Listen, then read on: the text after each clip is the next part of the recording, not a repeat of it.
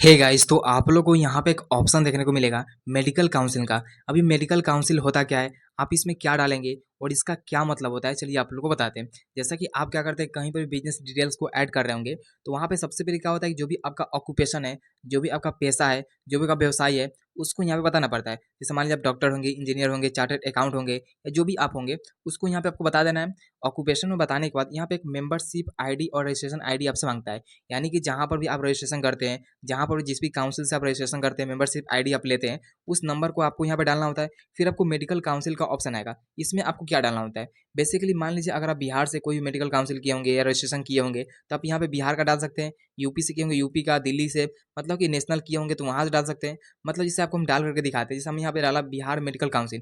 Council का basically मतलब ये होता है, जैसे मान लीजिए एक संस्था होता है, ठीक, संस्था होता है जहाँ पे जो भी प्रोफेसर होता है, मतलब प्रोफेशन होता है, जो भी यहाँ पे कोई क्या करता है मेडिकल में, कोई रजिस्ट्रेशन करता है या यहाँ पे क्या है कि मेंबरशिप आईडी लेना चाहता है, तो उसको रजिस्ट्रेशन करना होता है। तो जिस भी काउंसिल से रजिस्ट्रेशन करता है, उस काउंसिल का आपको क्या है कि यहाँ पे आपको लिखना पड़ता है, कि आपको बताना पड़ता है कि आपने किस काउंसिल से रजिस्ट्रेशन किया था।